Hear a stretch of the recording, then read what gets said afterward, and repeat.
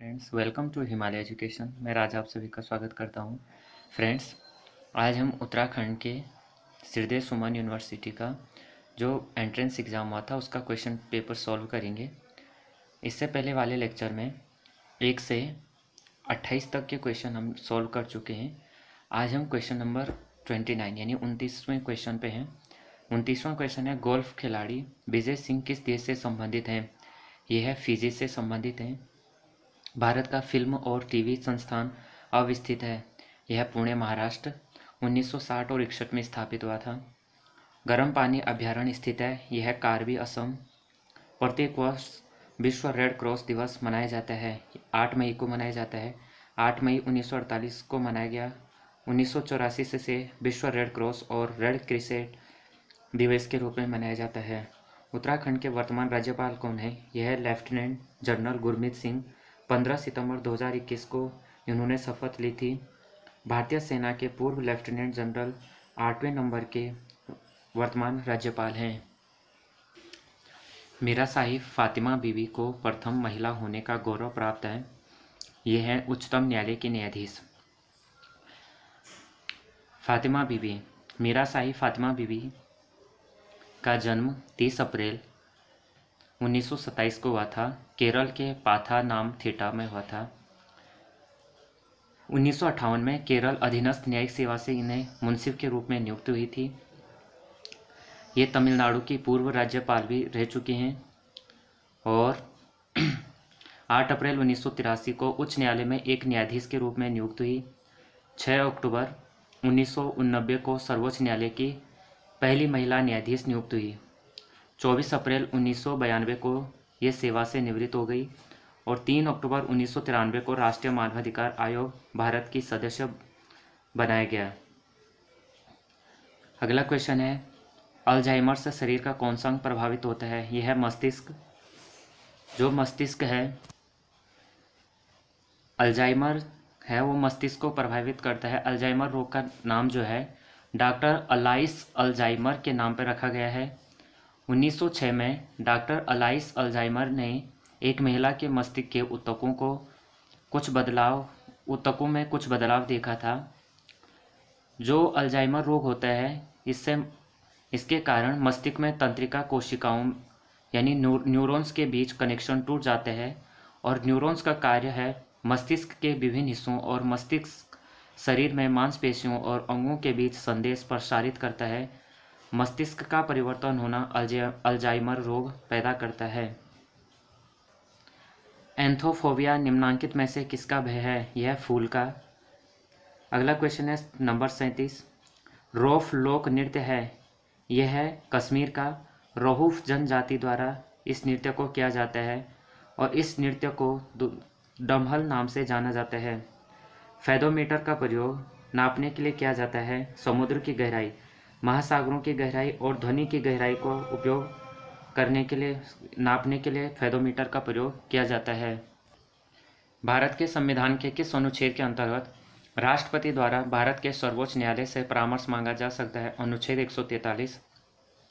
भारत के वर्तमान शिक्षा मंत्री हैं श्री धर्मेंद्र प्रधान। 7 जुलाई 2021 को शपथ ली। सिनकोना वृक्ष का कौन सा भाग मलेरिया रोधी दवाई बनाने के लिए प्रयोग किया जाता है? यह है छाल। इसका वानस्पतिक नाम रुबेसी कुल की वनस्पति, यह जो वनस्पति है रुबेसी कुल की वनस्पति है। इसके छाल से कुनेन औषधि प्राप्त की जाती है जो मलेरिया ज्वर की दवा है। अगला क्वेश्चन है 42, झेलम नदी का प्राचीन नाम क्या है?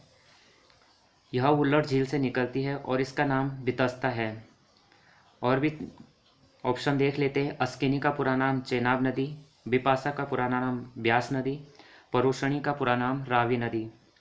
गुवाहाटी उच्च न्यायालय न्यायाधिकरण है। यह है गुवाहाटी असम के शहर में है और इसके क्षेत्र के अंतर्गत असम, नागालैंड, अरुणाचल प्रदेश और मिजोरम आते हैं। यानी यहाँ पे उपरोक्त सभी हो जाएगा। Option D. 1 मार्च 1948 को भारत अधिनियम 1935 के अंतर्गत उच्च न्यायालय न्यायाधिकरण किया गया। अगला क्वेश्चन 44, बीरबल का वास्तविक नाम था महेश दास। निम्नलिखित में से सार्वजनिक क्षेत्र के किस बैंक को 3 बैंकों के विलयन में सम्मिलित नहीं किया गया? Bank of Baroda. Bank of Baroda का हेडक्वार्टर गुजरात में है। भारत का अंतर्राष्ट्रीय बैंक है। निम्नलिखित में से ease of doing business report कौन प्रकाशित करता है? ये विश्व बैंक करता है हर साल 10 पैमानों पर 190 देशों की रैंकिंग है। सिंगापुर ओपन बैडमिंटन 2022 महिला सुपर 500 ट्रॉफी का विजेता कौन है? पीवी सिंधु। भारत में किस राज्य द्वारा प्रथम डिजिटल लोक अदालत की शुरुआत की गई है? यह राजस्थान के जयपुर में आयोजित किया गया है। 28वें अखिल भारतीय कानूनी सेवा प्राधिकरण बैठक के दौरान नालसा NALSA नालसा के चेयरमैन मान्य श्री उदय उमेश ललित द्वारा किया गया। अगला क्वेश्चन है 49। निम्नलिखित में से किस विटामिन की कमी के कारण धीमी रक्त के थक्का जन्मने की बीमारी होती है? विटामिन के वसा में घुलनशील है तथा रक्त का थक्का जमने के लिए अति आवश्यक है। निम्नलिखित में से किस एक स्थान पर अलकनंदा नदी और भागीरथी नदी मिलकर गंगा का रूप धारण करती है? यह है देवप्रयाग। अलकनंदा बहु और भागीरथी सास मिलकर देवप्रयाग से गंगा के नाम से जानी जाती है। अगला है रुद्रप्रयाग में मंदाकिनी व काली गंगा नदी मिलती है। कोटिप्रयाग रुद्रप्रयाग में। कर्णप्रयाग चमोली में अलकनंदा व पिंडर नदी मिलती है और चमोली विष्णुप्रयाग में अलकनंदा विष्णु गंगा व पश्चिमी धौली गंगा मिलती है। Question number 51। राष्ट्रीय रसायन प्रयोगशाला अब स्थित है? यह है पुणे में। भारत की सरकारी यह जो राष्ट्रीय रसायन प्रयोगशाला है भारत की सरकारी प्रयोगशाला है। NCL नाम से प्रचलित प्रयोगशाला की स्थापना 6 अप्रैल 1947 में हुई थी। 3 जनवरी 1950 को पंडित जवाहरलाल नेहरू ने इसे राष्ट्र को समर्पित कर दिया। Question number 52। उत्तराखंड में पिंडारी ग्लेशियर कहाँ स्थित है? पिंडारी ग्लेशियर बागेश्वर जनपद में स्थित है। यह नंदा देवी तथा नंदा कोट के उत्तर पूर्व में 30 किलोमीटर लंबा तथा 300 से 400 मीटर चौड़ा पिंडारी ग्लेशियर में पर्वतारोहण तथा ट्रैकिंग सुविधा के लिए उपयुक्त है। इस क्षेत्र में पिंडर, विष्णुगंगा, सरस्वती, कामत, वैंध्या तथा बोधनी नदियां प्रभावित होती हैं। Question number 53। राष्ट्रीय नाट्य विद्यालय निम्न में से किस शहर में स्थित है? यह है नई दिल्ली में। 1959 में स्थापना हुई थी।